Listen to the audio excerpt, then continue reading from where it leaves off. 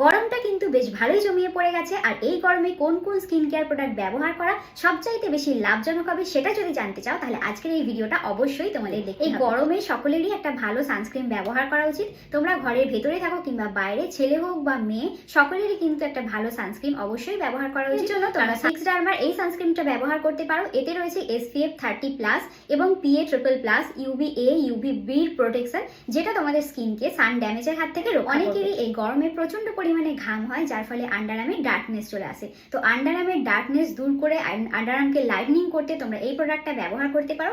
এটা হচ্ছে উইস কেয়ারের আন্ডারআর্ম রোল অন সেরাম। এতে রয়েছে একটা সেরাম যেটা তোমাদের স্নানের পর ব্যবহার করতে হবে। গরমের দিনে আমাদের সবচাইতে বেশি যেটা দরকার সেটা হচ্ছে একটা ভালো অ্যালোভেরা জেল।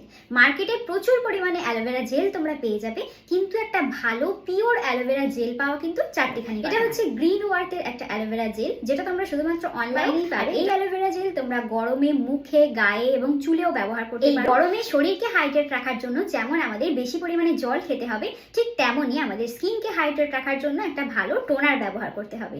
আজকে যে দুটো টোনার আমি তোমাদের দেখাবো, দুটোই হচ্ছে রোজ ওয়াটার। একটা কামায়ুর্বেদার রোজ ওয়াটার আর আরেকটা হচ্ছে উইস কেয়ারের রোজ ওয়াটার। দুটোই খুব ভালো এবং এই দুটোই স্কিনের মধ্যে খুবই লাইটওয়েট। একটা ভালো ফেস ওয়াশ না হলে কিন্তু আমাদের চলেই না। আর এখন যে ফেস ওয়াশটা আমি দেখাবো, আমি জানি এটা সবারই খুব পরিচিত একটা ফেস ওয়াশ, সেটা হচ্ছে সিম্পলের রিফ্রেশিং ফেসিয়াল ওয়াশ। এটা তোমরা অল স্কিন টাইপে ব্যবহার করতে পারবে।